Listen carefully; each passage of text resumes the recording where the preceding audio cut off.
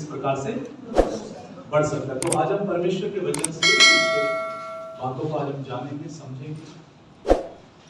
कितने लोग विश्वास करते हैं कि आपके अंदर होली स्पिरिट पवित्र आत्मा वास कर रहा है।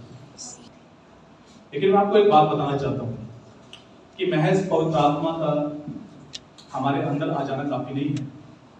परमेश्वर ने अपने वचन में कुछ सिद्धांत, कुछ नियम ठहरा रखे हैं जिनके द्वारा पवित्र आत्मा का कार्य हमारे जीवन में क्या करता है, बढ़ता है। ठीक है, आज मैं कुछ ऐसी बातों को मैं क्लियर करूंगा कि क्या रीजन होता है कि कुछ लोगों के जीवनों में, घरों के अंदर, परिवारों के अंदर पवित्र आत्मा का कार्य बहुत ज्यादा है और कुछ लोगों के अंदर पवित्र आत्मा का कार्य बहुत कम है या फिर शून्य है, जबकि वो बहुत सालों से, बहुत टाइम से कलीसिया जाते हैं, परमेश्वर पे विश्वास करते हैं, यीशु मसीह पे विश्वास करते हैं। आपको समझना पड़ेगा इस बात को कि परमेश्वर जो है वो आपके साथ मिलकर काम करना चाहता है। कैसे काम करना चाहता है? आपको समझना पड़ेगा इस बात को। आप खाली रहकर चेयर पे बैठ के पवित्र आत्मा के कामों को, परमेश्वर के कामों को अपने जीवनों में अनुभव नहीं कर सकते।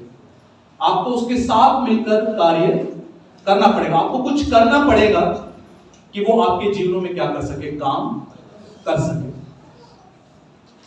और मैंने पिछले संडे में एक बात सिखाई थी, समझाई थी, वो ये कि सिद्धांतों की खास बात ये होती है कि सिद्धांत कभी भी फेल नहीं होते।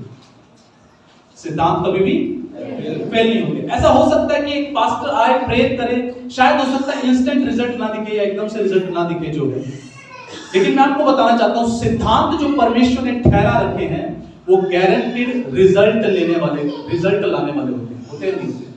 ठीक है, आपको मैंने पिछले संडे बताया था कि अगर 100 डिग्री टेम्परेचर जाएगा, पानी को 100 डिग्री टेम्परेचर पे उबालिए, 100 डिग्री पे उबलेगा ही नहीं उबलेगा?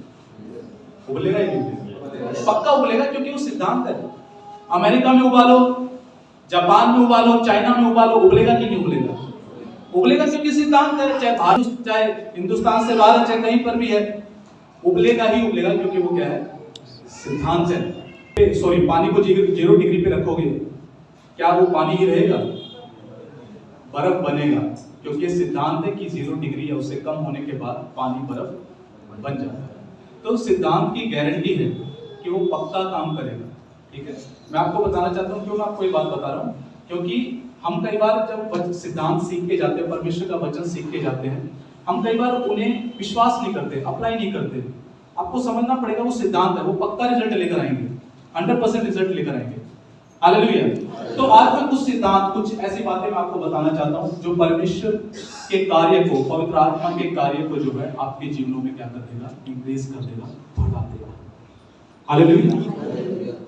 और जब फ्राइडे नाइट यहाँ पर प्रेयर थी तो मैं कुछ जवान भाइयों से मैं बात कर रहा था और वो कुछ अपने आत्मिक जीवन से संबंधित मुझसे बात कर रहे थे, और उस बात को मैं रिपीट करना चाहूंगा, मैं आपको बताना चाहूंगा। आपको समझना पड़ेगा कि पवित्र आत्मा का कार्य वहां पर ज्यादा होता है जहां पर परमेश्वर का वचन है।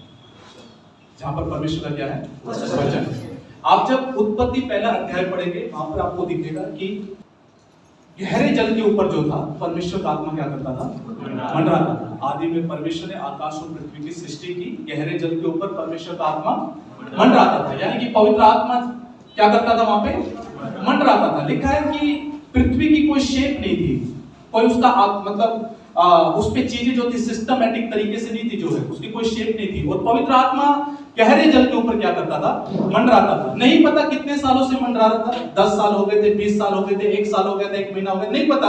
वहां पर सिर्फ इतना लिखा हुआ कि गहरे जल के ऊपर परमेश्वर का आत्मा क्या करता था, मंडराता था। और लिखा है कि जब परमेश्वर ने बोला, यानी कि उसका जब वचन मुंह से निकला, लिखा है उजाला हो, तब पवित्र आत्मा ने वहां पे कार्य करना शुरू किया और उजाला हो गया।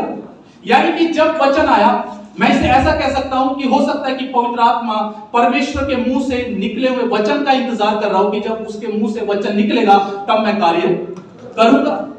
यानी कि अगर परमेश्वर वचन को रिलीज नहीं करता तो पवित्र आत्मा का कार्य भी वहां पर होना शुरू नहीं होता। समझ आ रहा है क्या? देखो मैं आपको एक बात बताता हूं। आपके पास यीशु मसीह का सुसमाचार पहुंचा, कोई व्यक्ति आपके पास आया, महज सिर्फ उसके खड़े होने से या चुप रहने से आपके जीवन में पवित्र आत्मा का कार्य शुरू नहीं हुआ। उसने जब वचन बोला, आपको वचन बताया, आपको जब परमेश्वर के वचन को बताया, तब वहां पर पवित्र आत्मा का कार्य आपके जीवन में स्टार्ट हुआ। हालेलुया। अगर एक व्यक्ति आपके पास आके वचन नहीं बताता तो पवित्र आत्मा आपके जीवन में काम नहीं कर सकता था। हालेलुया। हम आपको ये बात समझनी पड़ेगी, अंडरस्टैंड करनी पड़ेगी, और आज आपके दिल में, हृदय में ये बात बैठ जाए कि परमेश्वर वहां कार्य करता है जहां पर उसका जीवित वचन है। जहां वचन नहीं है वहां पवित्र आत्मा का कार्य भी संभव नहीं। कुछ पॉइंट से मैं आपको बताना चाहूंगा कि परमेश्वर के वचन का क्या इंफ्लुएंस है, क्यों प्रभावशाली है, क्यों प्रभावशाली है। आप सब स्कूल में गए होंगे, मैथ्स पढ़ा होगा, एसएसटी पढ़ा होगा, इंग्लिश पढ़ा होगा। क्या जब टीचर पढ़ा रहा था या खुद मैथ्स पढ़ रहे थे, कभी परमेश्वर की हजूरी अनुभव की क्या आपने जिंदगी के अंदर? आपने इतनी सारी किताबें पढ़ी होंगी, सुबह सुबह न्यूज़पेपर पढ़ते हैं लोग, क्या कभी परमेश्वर अनुभव होता है न्यूज़पेपर पढ़ते हुए? नहीं होता। लेकिन जब आप परमेश्वर का वचन पढ़ते हैं, परमेश्वर का वचन पढ़ते हुए ही आपको पवित्र आत्मा की प्रेजेंस या उपस्थिति क्यों अनुभव होती है? उसका रीजन पता? यूहन्ना 6:63 पढ़ लीजिए। 6:63 है। तो जो बातें मैं तुमसे कहता हूँ वो क्या है? बोलो आत्मा है, स्पिरिट है। मतलब देखो, दिखाने देखो, ये वाला दिखा दो। यानी कि ये जो बातें जो लिखी हुई हैं, यीशु क्या कह रहे हैं? जो बातें मैं तुमसे कह रहा हूं वो बातें क्या है? आत्मा, स्पिरिट है। यानी कि ये जो किताब है ये स्पिरिट है, ये आत्मा है। यानी कि जब आप इसे पढ़ रहे हो ना तो आप एक आत्मा के साथ बैठे हो, और जब आपके अंदर कुछ जा रहा ना तो आत्मा आपके अंदर जा रहा है। जो वचन से भरा हुआ है वो आत्मा से भरा हुआ है। और जहां पर वचन है वहां पर पवित्र आत्मा का कार्य है। हालेलुया। समझ में आ रहा है क्या? मैं इसे इस तरह से कह सकता हूं, कम वचन कम पवित्र आत्मा का कार्य है, अधिक वचन अधिक पवित्र आत्मा का कार्य है। हालेलुया। तो आप जब इसके साथ बैठे हैं, ये कोई आम किताब नहीं है, ये आत्मा है, ये स्पिरिट है, स्पिरिट है, स्पिरिट है। हालेलुया। इसी वचन के द्वारा परमेश्वर 2024 सालों से लाखों लाखों लाखों लोगों का जीवन परिवर्तित करता हुआ है। तो जहां पर वचन है वहां पर परमेश्वर का क्या है? काम कार्य होता है। मैंने कई बार बताया है, और मैं प्रभु के जन डॉक्टर पॉल यूंगी जो कि टेस्टिमनी को, गवाही को अक्सर मैं पढ़ता हूँ, लेकिन उनकी जो गवाही है वो बहुत ही शानदार है। उनका जीवन परिवर्तन कैसे हुआ वो शानदार है।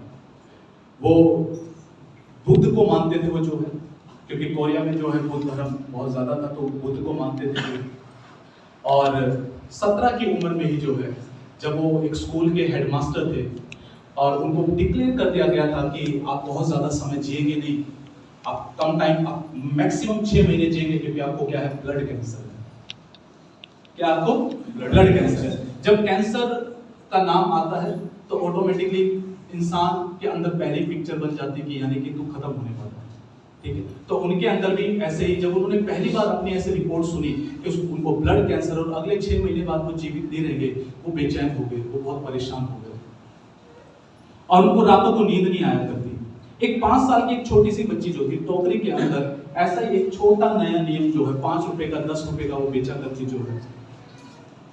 और मैं उनकी गवाही में ऐसा पढ़ रहा था कि पवित्र आत्मा ने छोटी सी बच्ची को बोला कि इस व्यक्ति को तुझे जो है ये नया नियम पकड़ाना, सुसमाचार तुझे बताना। वो छोटा सा वो नया नियम उठाती और वो जाती और वो पॉल यूंगी जो को जबरदस्ती करती, बोलती अंकल ले लो, अंकल क्या करो, ले लो। और पॉल यूंगी जो हमेशा मना कर देते थे, वो ये कहते थे कि बेटा अभी मेरे पास टाइम नहीं है, मैं नहीं पढ़ सकता, इसे तो ले जाते। वो बहुत जबरदस्ती करती, क्योंकि उसको पवित्र आत्मा ने बोला हुआ था, प्लीज अंकल ले लो, अंकल प्लीज अंकल, ये आपके लिए है, और वो हमेशा मना कर देते थे। फिर वो स्कूल से आ रहे थे, फिर रास्ते पे एक दिन वो मिली, फिर बोली कि अंकल जी प्लीज ले लो। उनके मन में आता रहे मैं तो मरने वाला हूँ, उसको नहीं बोला, वो खुद में सोचते मैं तो मरने वाला हूँ, मैं क्या करूँगा पढ़ के, इससे मेरा क्या होगा जो है। बोले अंकल प्लीज ले लो, अंकल प्लीज 5 रुपए का अंकल ले लो। तो वो उन्होंने सोचा कि चलो ठीक है, मैं तो मरने वाला हूँ, 5 रुपए की बात है, ये भी खुश हो जाएगी, किसी के लिए तो भला काम करेंगे। तो 5 रुपए देके वो नया नियम खरीद लिया और वो ले गए जो है। और वो हर किसी को पुकारते थे जिसको वो जानते थे कि मुझे इस कैंसर से आजादी दे। डॉक्टर ऑलरेडी बोल चुके थे हमारे पास इसका कोई इलाज नहीं है। रात के 10-11 बजे हुए थे, वो सोने का प्रयास कर रहे थे, क्योंकि 17 साल की उम्र में वो ऐसा लिखते हैं कि मेरे बहुत बड़े बड़े सपने थे। इस उम्र में अक्सर इंसान ड्रीम्स सजा लेता है, सपने सजा लेता है। उनके भी बहुत बड़े सपने थे कि मैं जिंदगी में बहुत कुछ करूंगा, बहुत पढ़ूंगा लिखूंगा, मैं बहुत ऊंचाई पे जाऊंगा। उनके भी सपने थे, लेकिन एक बैड रिपोर्ट ने उनके सारे सपनों को क्या कर दिया, चकनाचूर कर दिया। रात के टाइम पर जो है वो बेचैन है, करवटें बदल रहे हैं। फिर उनके मन में आया कि चलो टेबल पे अचानक से इस छोटी पुस्तक पे जो उन्होंने 5 रुपए की खरीदी थी, इस पे उनका ध्यान गया कि देखते हैं कि इसे पढ़ के देखते हैं क्या है इसमें। तो उन्होंने खोला, तो पहला पेज खोला तो वहां पर क्या लिखा हुआ है, इससे ये पैदा हुआ, इससे ये पैदा हुआ, इससे ये पैदा हुआ, इससे ये पैदा हुआ। वो सोचने लगे यार ये कैसी किताब है, बड़ी बोरिंग है, इससे मेरा क्या फायदा। फिर फोन कर देते, बताओ इससे ये पैदा हुआ, इससे ये पैदा हुआ, इससे ये पैदा हुआ, ये कोई किताब है? क्या पढ़ा दिया मेरे को क्या करना है, किससे क्या पैदा हुआ, किससे क्या पैदा हुआ। जो वो शुरुआत से जब पहला इंसान था उससे वो पैदा हुआ, वो पैदा हुआ, इस तरीके से उसमें वर्णन है 1-1.5 पेज के अंदर। तो उन्होंने बंद करके वापस रख दिया। फिर बेचैन है, फिर अशांत है, क्या करूं, टाइम पास नहीं हो रहा, सुबह तक का होने का कैसे इंतजार करूं, नींद नहीं आ रही। तो सोचा कि चलो एक बार फिर से खोलो, चलो देखते हैं कब तक ये इससे पैदा हुआ, इससे पैदा हुआ है, देखते तो हैं कहां, कहीं तो कुछ शुरू होगा। उन्होंने फिर खोला, फिर इससे ये पैदा हुआ, इससे ये पैदा हुआ, इससे ये पैदा हुआ, इससे ये पैदा हुआ। फिर एक हेडिंग आई, अब यीशु का जन्म ऐसे हुआ। और जब ये हेडिंग आई तो उनको आया अच्छा इसका मतलब इससे भी आगे कुछ है। और उसके बाद जो है डॉक्टर पॉल यूनिचो ने जो है उस पुस्तक को पढ़ना शुरू किया, यानी कि इस छोटे से नए नियम को जहां से लिखा है यीशु का जन्म इस प्रकार हुआ, उसको पढ़ना स्टार्ट किया, पढ़ना शुरू किया। 1 पेज पढ़ा, 2 पेज पढ़ा और 3 पेज पढ़ा, और फिर देखा कि यीशु मसीह 4थे अध्याय से 5वें अध्याय से चमत्कार करना शुरू करते हैं। लिखा है कि उसका यश सारे जहां में फैल गया, लोग बीमारों को और दुष्ट आत्माओं से ग्रसित लोगों को यीशु के पास लेकर आते थे। एक अध्याय, अगला अध्याय, अगला अध्याय, अगला अध्याय, और वो से पढ़ रहे हैं। उनको अचानक से लगा कि मुझे इस पुस्तक से प्रेम हो गया है, जैसे मानो कि ये पुस्तक मुझसे क्या कर रही है, बात कर रही है।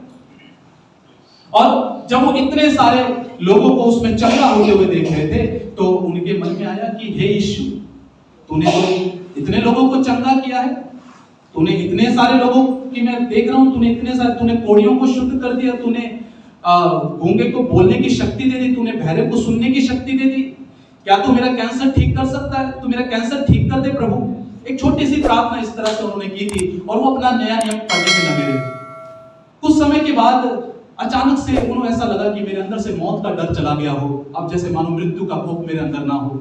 जब वो वचन पढ़ते थे तो उन्होंने ऐसा लिखा हुआ कि जब वो उसे पढ़ता था तो मानो कि सारी फिल्म, सारी वीडियो मेरे आंखों के सामने चल रही हो। जैसे गलील की झील में कैसे यीशु मसीह चलता था, कैसे लोगों को चंगा करता था, वो सारी वीडियो जैसे मानो कि उनके पिक्चराइजेशन हो रही हो, तस्वीरें चल रही हो। लगातार पढ़ने तो लग रहा कि मानो फिल्म उनके सामने चल रही है। और वो से पढ़ते जा रहे, उन्हें भी नहीं पता कि कब 6 महीने बीत गए उस पुस्तक को पढ़ते हुए। वो अपने कैंसर को भूल चुके थे, वो इस बात को भूल चुके थे कि मेरे सपने टूट गए हैं, मैं मरने वाला हूं। और उनको अचानक से पता लगा कि 6 महीने बीत गए हैं, मैं तो शरीर में बिल्कुल फिट हूं, मुझे कोई प्रॉब्लम नहीं है। वो डॉक्टर के पास जाते हैं, डॉक्टर हैरान होते हैं, वो कहते हैं कि सर आप पूरे चंगे हो चुके हैं। वचन ने क्या किया, उनको क्या कर दिया, हील कर दिया, चंगा कर दिया। क्योंकि वचन जहां पे है प्यारे भाई प्यारी बहन, वहां पर पवित्र आत्मा का कार्य होता है। हालेलुया। अजमेर में एक प्रभु के जन है, ट्रांसफॉर्मेशन के कोर्स वाले लोग जानते हैं, पास्टर राजेंद्र डेविड जो है,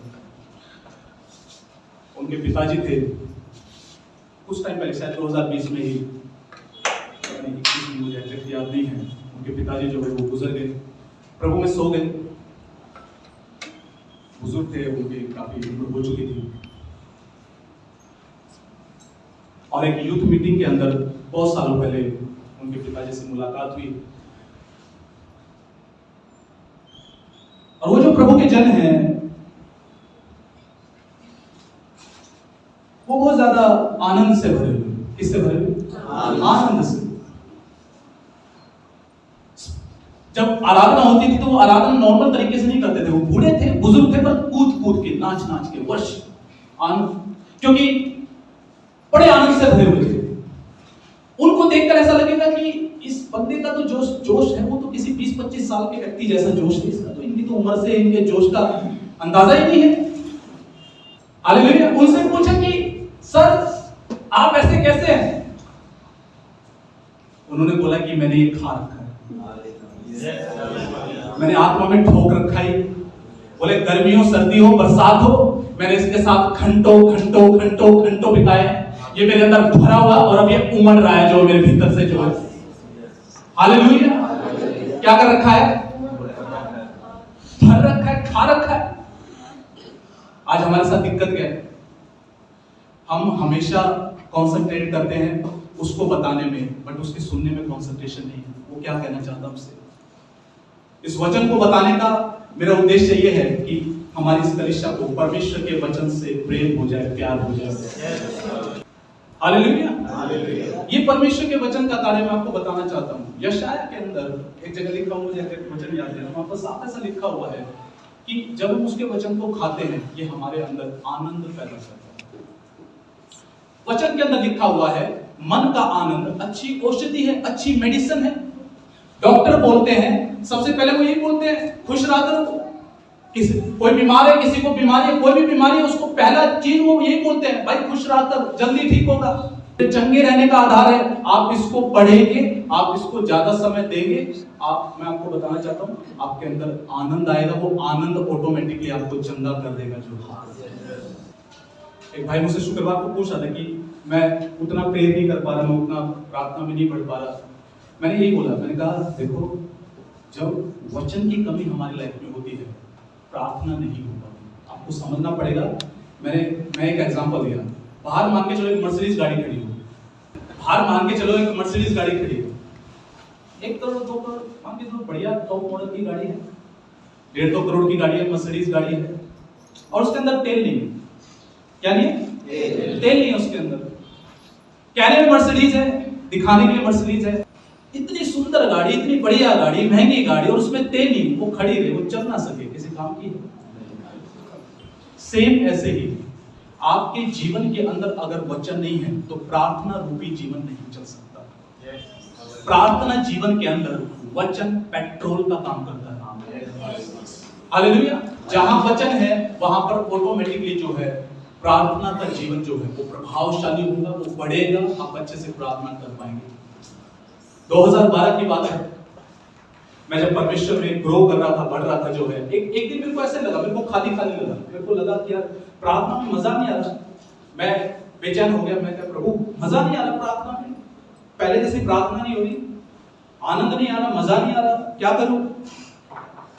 तो मैं सो गया और मैंने रात को एक स्वप्न देखा, एक सपना देखा। उस सपने में मैंने क्या देखा कि एक शोकेस है, उस शोकेस के अंदर जो है परमेश्वर का वचन रखा, वो खुला हुआ रखा हुआ है, वो खुला हुआ रखा हुआ है। और जैसे मानो कोई रात में मेरे अंदर बात कर रहा हो कि मेरे वचन को मनन कर, मेरे वचन को पढ़, मेरे वचन को मनन कर। मैंने फिर वचन में समय बिताना शुरू किया। जब मैं वचन पढ़ने लगा तो मेरे अंदर फिर से आग जगी प्रार्थना करने की। हालेलुया। जॉयस मेरे ऐसा बोलती है, बिना वचन पढ़े आपकी प्रार्थनाएं प्रभाव रही तो वो प्रभावशाली नहीं होगी। आपको पता बहुत सारी लोगों की प्रार्थनाएं आंसर क्यों नहीं होती? क्योंकि जब वो प्रार्थना कर रहे हैं, मान के चलो एक व्यक्ति प्रार्थना कर रहा है अपने घराने के उद्धार के लिए कि हे परमेश्वर मेरे परिवार को बदल दे, मेरे परिवार की आंखें खुल जाए, वो सिर्फ प्रार्थना कर रहा है, लेकिन उसके अंदर वो वचन नहीं जोड़ रहा। वचन क्या है? तू बच और तेरा घराना क्या पाएगा? उद्धार पाएगा। अगर वो उस प्रार्थना विषय के साथ वचन नहीं जोड़ रहा तो मैं आपको बताना चाहता हूं आपकी प्रार्थना अनआंसर्ड जाएगी, उत्तर नहीं आएगा। क्यों? क्योंकि पवित्र आत्मा वहां कार्य करता है जहां पर वचन होता है। आप किसी की चंगाई के लिए प्रार्थना कर रहे हैं, आपने क्या वचन अटैच किया? प्रभु तेरा वचन बोलता है तेरे कोड़े खाने से हम चंगे हो चुके हैं। क्या आपने वचन अटैच किया? आप अपने फाइनेंस की प्रॉब्लम के लिए प्रार्थना करते हैं, किसी और के फाइनेंस की प्रॉब्लम के लिए प्रार्थना करते हैं, क्या आपने वचन अटैच किया कि प्रभु तेरा वचन बोलता है कि तू हमारा चल और हम कभी घटी को नहीं देखेंगे? प्रभु तूने हमें आशीष दे दी है, ब्लेस कर दिया है। क्या हमने वचन को अटैच किया उस प्रार्थना के साथ? मलाकी की पुस्तक में, शायद अगर मैं गलत नहीं हूं तो उधर साफ ऐसा लिखा हुआ, परमेश्वर कहता है कि जब तुम मेरे सामने आओ मुझे मेरे वायदे स्मरण कराओ, मुझे मेरी बातें याद कराओ। समझ में आ रहा है क्या? तो पवित्र आत्मा का कार्य वहां पर है जहां पर प्रभु का वचन है। हालेलुया। मैं कुछ बातों से आपको बहुत बहुत क्लियरली मैं आपको बताना चाहता हूं। देखो सुनो, हमें पता है क्या सीखने की जरूरत है, चाहे वो मैं हूं चाहे आप हो, हमें पता है क्या सीखने की जरूरत है। उस चीज से प्यार करो जिससे परमेश्वर कह रहा है प्यार करो। हमें उस चीज को पसंद करने की जरूरत है जिसे परमेश्वर पसंद, हमें उस चीज को वैल्यू देने की आवश्यकता है जिसको स्वयं परमेश्वर वैल्यू देता है। और उसने लिखा है, मेरे साथ पढ़ दीजिए भजन से 138 का दो।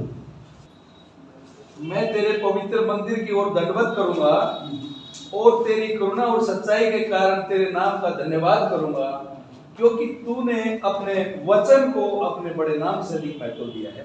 तूने अपने वचन को अपने बड़े नाम से अधिक क्या दिया है? महत्व दिया। इसका मतलब जब परमेश्वर ने अपने नाम से बढ़कर सबसे ऊपर किसको रख दिया? वचन को रख दिया है। तो इसका मतलब हमें भी सब बातों से ऊपर किसको रखने की जरूरत है? वचन।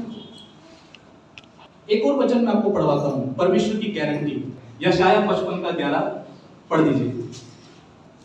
इसी प्रकार से मेरा वचन भी जो मेरे मुख से निकलता है वह व्यर्थ ठहरकर मेरे पास न लौटेगा, परंतु जो मेरी इच्छा है उसे वह पूरा करेगा।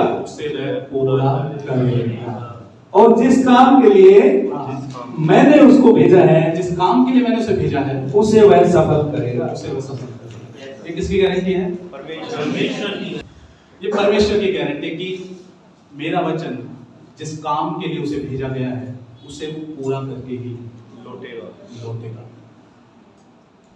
ये मैं नहीं कह रहा, ये प्रभु का वचन बोल रहा है। लिखा है व्यर्थ नहीं ठहरेगा, व्यर्थ नहीं जाएगा, खाली नहीं जाएगा, काम करके ही लौटेगा। हालेलुया। अगर सरकार बोल रही है हम तुम्हें 10 किलो 5 किलो फ्री अनाज देंगे, तो परमेश्वर बोलता है मैंने तुम्हें मसीह यीशु में स्वर्गीय स्थानों में सब प्रकार की आत्मिक आशीषों से आशीषित कर दिया, तो मैंने ये वचन डिक्लेयर कर दिया है, वो काम करके ही लौटेगा। हालेलुया। वचन में लिखा है कि परमेश्वर मनुष्य नहीं कि वो झूठ बोले। हेलो, इसलिए क्या है ये परमेश्वर की क्या है? गारंटी है, मेरा काम करके ही लौटेगा। आप जब वचन की घोषणा करें कि मैं प्रभु यीशु मसीह के कोड़े खाने से चंगा हो चुका हूं, मेक श्योर ये काम करके ही लौटेगा। अगर आप ये कह रहे हैं कि मैं अंधकार की सामत से छुड़ाया गया हूं, शांति का राजकुमार शीघ्र शैतान को मेरे पांव तले कुचलवा देगा, मेरा वचन खाली नहीं जाएगा, वो काम करके ही लौटेगा। मेरा वचन व्यर्थ नहीं है। हेलो, समझ आ रहा है क्या? हम कितनी बार न्यूज यूट्यूब सुनकर जब हम सरकार के वायदों पे विश्वास कर लेते हैं, चाहे उसे 5 साल में पूरा करे या ना करे, तो भी हम सुनकर हमें विश्वास हो जाता है और हम पूरा भरोसा कर लेते हैं और वोट डालते हैं। हेलो, सेम ऐसे ही परमेश्वर के वचन को जब आप बार बार सुनेंगे, ये आपके अंदर विश्वास उत्पन्न करेगा और जब आप इसे मुंह से बोलेंगे ये काम करके लौटेगा। हालेलुया। समझ आ रहा है? हालांकि सरकार के वायदों को पूरा होने के लिए हम 5 साल वेट करते हैं। इस साल नौकरियां निकलेंगी, इस साल किसानों की सुनी जाएगी, इस साल सूखा पड़ेगा तो कर्ज माफ हो जाएगा। फिर आंदोलन करना पड़ता है, जब चीजें पूरी नहीं होती लड़ना पड़ता है, बहुत कुछ करना पड़ता है। लेकिन मैं आपको बताना चाहता हूं कि परमेश्वर मनुष्य नहीं कि वो झूठ बोले, उसका वचन काम करके लौटेगा। हालेलुया। इसलिए क्या है, अगर मुझे पवित्र आत्मा का कार्य अपने जीवन में करना है, अगर मैं चाहता हूं कि परमेश्वर का कार्य मेरे जीवन में बढ़े, प्यारे मित्रों, परमेश्वर के वचन को समय देना शुरू कर। हालेलुया। परमेश्वर के वचन को टाइम देना शुरू करें। मैं आपको बताना चाहता हूं, मैं आपसे वादा करता हूं, आप इसे ईमानदारी से समय देंगे, आप सप्ताह 10 दिन के अंदर अपने व्यक्तित्व में बदलाव को देखना शुरू करेंगे। आपको चेंज नजर आएगा, आपको दिखेगा कि मैं बदल रहा हूँ, मैं नया होता जा रहा हूँ, मेरा व्यक्तित्व बदल रहा है, मेरा जीवन बदल रहा है। हमारे साथ समस्या क्या है, हम परमेश्वर के दासों को ढूंढ रहे हैं लेकिन हम वचन नहीं ढूंढ रहे। आपको पता है जब परमेश्वर ने यजकेल से बात की तो पता है क्या कुछ इंस्ट्रक्शन परमेश्वर ने उसको दिए। उसको भविष्यवक्ता बनाना चाहता था परमेश्वर, उसको इंस्ट्रक्शन दिया। उसको क्या इंस्ट्रक्शन दिया, इस पुस्तक को अपनी अपनी आंतड़ियों में बसा ले, भर ले, इसको अपने अंदर भर ले। मेरा आपसे एक सवाल है, क्या परमेश्वर कोई बात व्यर्थ बोलता है? कुछ बात होगी तभी बोलेगा। Hello, right? जब उसने यहोशू को बोला कि अब आगे मेरे इजराइलियों की, इजराइल देश की अगुवाई तू करेगा, तो उसको इंस्ट्रक्शन पता क्या दिया? यही दिया, व्यवस्था की पुस्तक तेरे चित्त से ना उतरने पाए, इसी में रात दिन ध्यान दिए रहना और इसी के अनुसार करने की चौकसी करना, तब जो कुछ तू करेगा वो सफल होगा और तू प्रभावशाली होगा। उसको इंस्ट्रक्शन दिया। उसको इंस्ट्रक्शन क्या दिया? तुझे मेरी प्रजा इजराइल की अगुवाई करनी है, तेरा इंस्ट्रक्शन यही है, इसमें ध्यान रखना, इसको मनन कर, इसको मेडिटेट कर, डे एंड नाइट। क्या कुछ ऐसे ही है? उसको सफल होने का राज बता रहा है। उसको सफल होने का राज ये नहीं बता रहा कि तू ये कर, सफल होने का राज बता रहा है। सफल होने, बेटा सुन, सफल होने का राज ये है, मेरी व्यवस्था पे रात दिन ध्यान रखना। जब आप भजन संहिता 1 पढ़ते हैं, क्यों वो ऐसा बोल रहे हैं ध्यान दिए देंगे? क्योंकि परमेश्वर जानता है, उसको नहीं पता, परमेश्वर को पता है, मेरा आत्मा तेरे द्वारा प्रभावशाली ढंग से तभी काम करेगा जब ये वचन तेरे अंदर होगा। ये जो है ना, ये जितना अंदर जाएगा उतना दाखरस बाहर आएगा। आप दाऊद की भजन संहिता पढ़िए, पहला भजन संहिता, उसके पहले अध्याय में साफ लिखा हुआ है, धर्मी के बारे में लिखा है कि वह तो यहोवा की व्यवस्था से प्रसन्न होता है, रात दिन उसी में ध्यान दिए रहता है और उसके पत्ते कभी मुरझाते नहीं, और जो कुछ वह पुरुष करे वो सफल होता है और वो प्रभावशाली होता है। तो कितने लोग चाहते हैं कि आप वैसा देखें जैसा परमेश्वर देखता है? आपको पता है कैसे पॉसिबल है? ये तभी पॉसिबल है जब आप उसके जैसा सोचेंगे और आप पूछेंगे कि हम उसके जैसा कैसे सोच सकते हैं। ये उसके विचार हैं, ये आत्मा है, उसने अपना सारा दिन इसमें उंडेल दिया है, वो जो है वो इसके अंदर है। यीशु जीवित वचन है, ये लिखित वचन है, फर्क बस इतना है। यही वचन जो मेरे हाथ में है, आज से 2024 साल पहले इसी ने स्वर्ग से शरीर धारण करके हमारे बीच में आया था। जो आज ये पुस्तक हमारे बीच में है, हमारे हाथ में है। आप इसको जब अंदर डालेंगे, आप वैसे सोचने लग जाएंगे जैसा स्वयं परमेश्वर सोचता है, और जब आप सोचने वैसा लग जाएंगे तो आप देखने भी वैसा लग जाएंगे, आप बोलने भी वैसा लग जाएंगे। आप सोचेंगे कि ऐसा कैसे संभव है? देखो, मैं आपको एक एग्जांपल देता हूं, ध्यान से सुनना। एक गिदोन नाम का एक परमेश्वर का जन था। जो आप जब वचन के अंदर पढ़ेंगे, इंग्लिश में गिडियन बोलते हैं, गिदोन नाम का एक प्रभु का जन था जो है, और वो एक डरपोक किस्म का व्यक्ति था। किस प्रकार का व्यक्ति था? डरपोक किस्म का व्यक्ति था। पर जब परमेश्वर का दूत उसे दर्शन देता है तो पता उसको क्या बोलता है?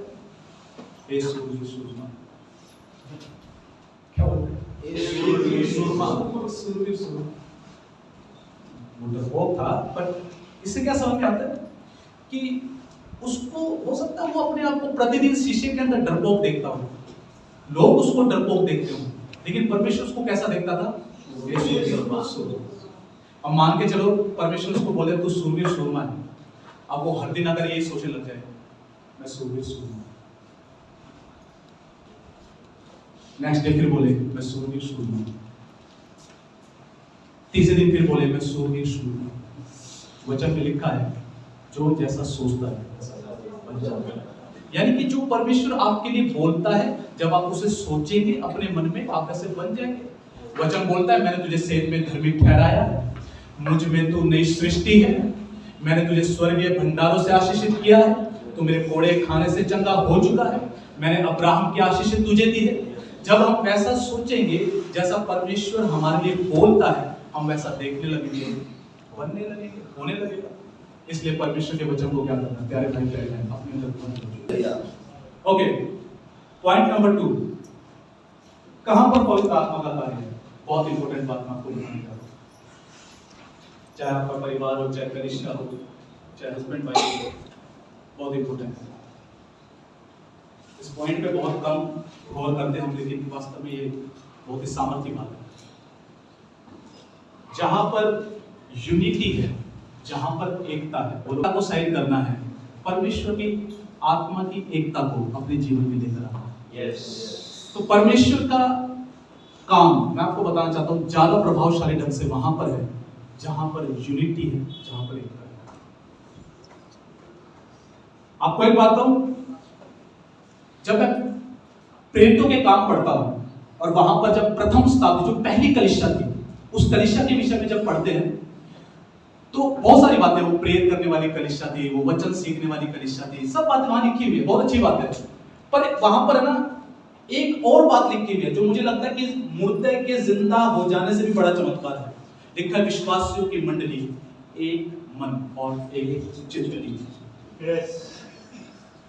ये परमेश्वर को चाहिए किसी भी कलीसिया में और किसी भी घर में काम करने के लिए, कि वहां पर दो लोग या उससे ज्यादा क्या होने चाहिए, एक मन होनी चाहिए, उनके बीच में एकता होनी चाहिए, यूनिटी होनी चाहिए। बाइबल में साफ ऐसा लिखा हुआ है, अगर पति और पत्नी एक मन नहीं है, लिखा उनकी प्रार्थनाएं रुक जाएंगी। हालेलुया। मैं आपको बताना चाहता हूं, इवन मैंने कलीसियाओं के अंदर देखा है जो है कि जहां पर यूनिटी नहीं है वहां पर पवित्र आत्मा का कार्य रुक जाता है, प्रभावशाली ढंग से नहीं हो पाता, पवित्र आत्मा मंडरा नहीं पाता, उस रीति से काम नहीं कर पाता जैसा वो करना चाहता है। हालेलुया। इसलिए क्या करता है, मैं आपको बताना चाहता हूं, एकता की ताकत को शैतान भी पहचानता है, उसे भी पता है एकता में पावर है, एकता से वो भी डरता है। आप सबने वो स्टोरी पढ़ी होगी बचपन में, नैतिक शिक्षा में, है ना। एक बाप होता है, उसके 4 बेटे होते हैं और वो 4 बेटे जो है आपस में क्या कर रहे होते हैं, लड़ रहे होते हैं। बाप बड़ा परेशान होता है, बाप चारों को बुलाता है, अपने हाथ में एक डंडी लेता है, उसे तोड़ देता है, दूसरी भी तोड़ देता है, तीसरी भी तोड़ देता है, फिर वो 4 डंडियां लेता है, उसको बांध देता है, फिर कहता है कि तोड़ के दिखाओ। तो चारों ट्राई करते रहो, नहीं टूटती। वो कहता है कि बस यही है, तुम अकेले दुकेले रहोगे, तुम्हें कोई भी आके तोड़ देगा, बट जब तुम चारों मिल जाओगे तुम्हें कोई भी तोड़ नहीं सकता। हालेलुया। इस पावर को डेविल भी बहुत अच्छे से पहचानता है, इसलिए तो क्या करता है, फूट डलवाता है, लड़ाई करवाता है, एकता को भंग करता है। उसे भी पता है कि इनकी प्रार्थनाओं में ज्यादा पावर है अगर ये एक मन और एक चित्त के साथ प्रार्थनाएं करेंगे तो। इसलिए वो तोड़ता है यूनिटी को और टाइम बम लगाता है। कौन सा टाइम बम लगाता है? ऑफेंस का टाइम बम, ठोकरों का टाइम बम। पति पत्नी एक है, एक मन है, चलो आज कुछ ऐसा करता हूं जिससे कि वो बुरा मान जाए और इनके बीच में आपस में लड़ाई। फैमिली प्रेयर बंद, वचन बंद, प्रेयर बंद, कलीसिया जाना बंद करता है। और मैंने तकरीबन देखा, मैं तो अक्सर एक बात बताता हूँ, लड़ाई होती है ना, कोई ये नहीं कहता मैं कल से खाना नहीं खाऊंगा, सारे पहले आप करना जाना कलीसिया। अरे यार कलीसिया ने क्या किया भाई दोबारा चलो। सबसे पहली बात तुम्हारे अंदर से ये निकलती है कि हम कलीसिया नहीं जाएंगे। जो आप ये डिसाइड नहीं करते कि मैं खाना नहीं खाऊंगा, आप ये डिसाइड नहीं करते कि मैं नहाना बंद कर दूंगा या मैं टीवी देखना बंद कर दूंगा। सबसे पहले कुछ हुआ हो ना हुआ हो, सबसे पहले आज से कलीसिया जाना, सबसे पहली बात ये निकलती है। समझ में आ रहा है क्यों निकलती है? क्योंकि वो शैतान की तरफ से लगाया गया सूतली बम है। समझ में आ रहा है जो है? हालेलुया। विश्वासियों के बीच में फूट डालेगा, आपस में फूट डालेगा, गलत गलत मैसेज दे देगा, 2 परिवारों के बीच में फूट डालेगा। हेलो, समझ में आ रहा है क्या? उसने तुझे 2 मारे तो तू 5 भी मार। आपको एक बात बताना चाहता हूँ, सुनना ध्यान से। पता है एकता कहां टूटती है? मैं उन लोगों को खासतौर पे कहना चाहूंगा जो छुई मुई है। क्या है? छुई मुई का पेड़ देखा है? छुई मुई का पेड़ कितनों ने देखा? छुई मुई का पेड़ मैंने तो देखा है, मैंने ट्राई भी किया। कभी देखना, वो छोटा सा होता है, उसको उसकी पत्ती को हल्का सा यूं छू देना, बस टच, बहुत तेज मारने की जरूरत नहीं है, सिर्फ टच कर देना, वो तुरंत बंद हो जाता, मुरझा जाता है। और बहुत सारे विश्वासी भी ऐसे हैं, बहुत सारे लोग भी ऐसे हैं। कई बार तो किसी के नाराज होने का वजह ही नहीं पता होती कि सामने वाला नाराज क्यों। गया? ये सारी चीजें जो है आपके घर में, कलीसिया में, कहीं पर भी आपके लाइफ में एकता को तोड़ने में, आपको बता रहा हूँ सचमुच में, मैं आपको रियली कह रहा हूँ। आपको पता है भारत में इन दिनों ऐसे राज्य हैं जहाँ पे परमेश्वर का काम बहुत पावरफुल तरीके से, बड़ी जागृति आ रही है। उस जागृति आने का अकेला एक रीजन प्रार्थना नहीं है, एक रीजन ये है कि वो मंडली एक चित्त और एक मन हो चुकी है, और इसलिए पावरफुल रिवाइवल आया, पावरफुल जागृति आ गई। मैं आपको बताना चाहता हूँ सबसे बड़ा मैंने कहा ना कि मुर्दों से खड़ा हो जाने से भी, जिंदा हो जाने से बड़ा चमत्कार है एक मन होना और एक काम, सबसे बड़ा चमत्कार है। हालेलुया। और वहां पर प्रेरितों के काम में, जहां पर संख्या क्या थी, पतरस ने प्रचार किया, 3000 लोग हुए थे। 3000 लोगों के बीच में लिखा विश्वासियों की मंडली एक मन और एक चित्त थी। और ये तो कुछ भी नहीं है, आगे वो गजब बात लिखी हुई है। मतलब मेरे को तो आज के समय पे सोचे तो इम्पॉसिबल लगती है, परमेश्वर के द्वारा सब पॉसिबल। वहां पे पता क्या लिखा हुआ है? लिखा है सब का सब कुछ साझे में था। हेलो। और लिखा हुआ है कि कोई भी अपनी वस्तु को अपनी नहीं कहता। अब दैट पॉसिबल, ये कैसे संभव है? अरे भाई, मेरे घर में थार गाड़ी खड़ी हो और आके फलाना आके बोल दे यार ये गाड़ी मेरी है, भाई तेरी कैसे? नाम तो मेरे जो। और वहां पर ऐसा लिखा हुआ कि कोई भी अपनी वस्तु को अपनी नहीं कहता था। क्या गजब, पता नहीं कैसे हो गया, मुझे तो सोचने में, इसलिए मैंने बोला कि मुर्दा खड़ा हो जाए उससे बड़ा चमत्कार ये है। तो परमेश्वर का काम वहां पर ज्यादा है जहां पर एकता है। एक बात मैं आपको बोलना चाहूंगा, प्लीज बुद्धिमान बनिए, थोड़ी विजडम लेकर आइए अपने अंदर।